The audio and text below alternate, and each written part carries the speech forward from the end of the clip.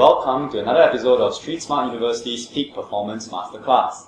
Now remember, we are your #1 resource for personal development content, articles and videos. And today we are very glad to have with us Mr. Richard Coles. Rick is the creator of Coles Training, which is a professional training and development firm. Rick is a much sought after keynote speaker and trainer. He has worked with hundreds of companies and CEOs and executives from all around the world.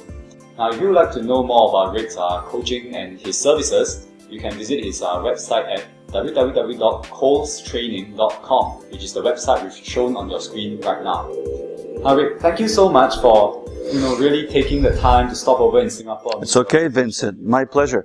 And maybe would you just like to say hi to our viewers who are watching at home? Be my pleasure. Hello, everybody. It's very nice to meet you via this video. And again, I thank Vincent and SSU for having me here. I've just completed about 10 training days, back-to-back, 2 weeks of training in Abu Dhabi and Muscat on leadership, during which I featured a lot of the products and a lot of the competencies that I will be covering with SSU in the ensuing months and I hope years.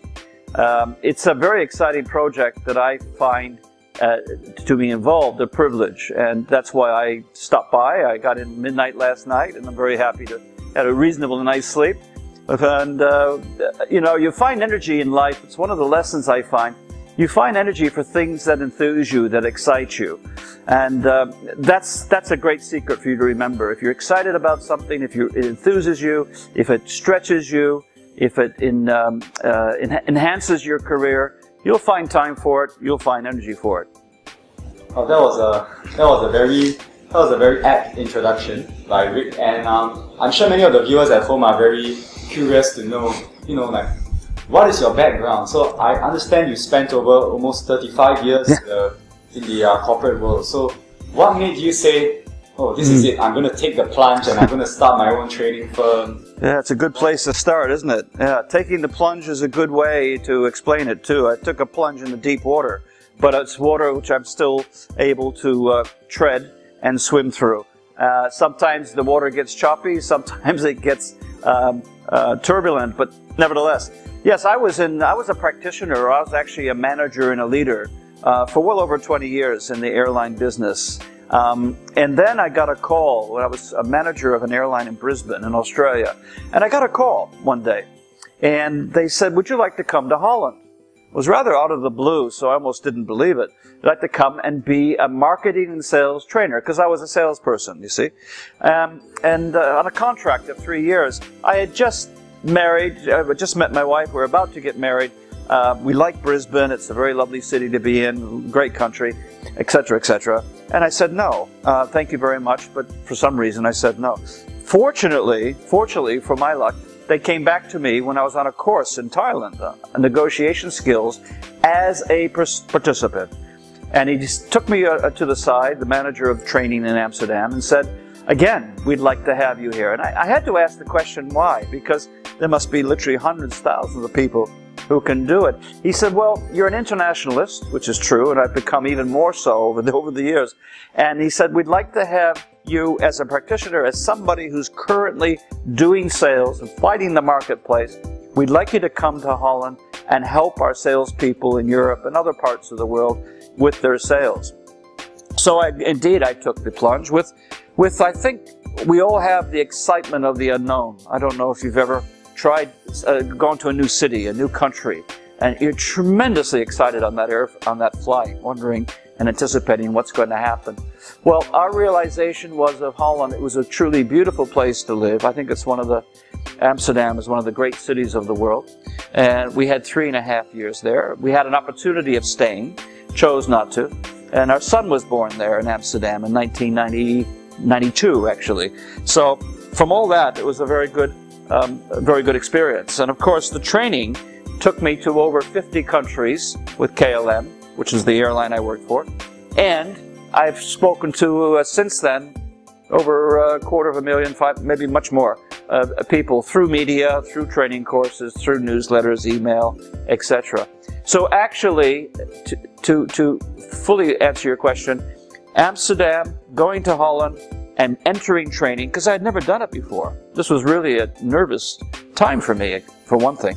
But it was a turning point in my life, and from that point I got hooked on training and developing people, and then we went on from there, which is a long story, but actually Holland was the turning point in my career. One advice that I've heard a lot of people across different cultures give is that to be successful, you need to find the correct person. You need to find a role model and model after this person. Yeah. So what I would like to ask is, who are these role models in your life? Who are your mentors? And do you think in this day and age, this advice is still sound advice? Last thing about mentors, though. If you ask me names, I'm not going to give names because I don't really put people on pedestals. I don't know.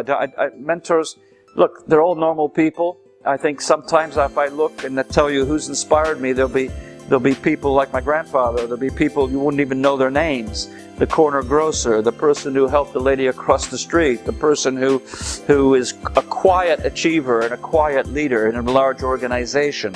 These people, I can see them and I know their names, but it won't mean anything. But what has shaped me, I guess, like a lot of people, probably dozens and dozens of situations I've experienced over the years. And if you take them all together cumulatively, that kind of shapes the kind of training I do today. If I go back to the early part of my career, I think it's true, when we talk about mentorship, I think it's true that certain individuals shape your career and shape the way you look at things. Now, there's a guy called Dave. Again, you don't know who he is, but I can see myself with an airline. I was in London at the time, and I was on a junior management scheme. Now, the junior management scheme meant I spent 3 months going to different departments and spending time with different people. And that's a great learning experience too. Observation, coaching, asking questions. Over and over I asked questions. At a certain point though, being very, very young and very kind of ambitious and restless, I said to Dave, what do I need to do to go on from here to be successful in this industry?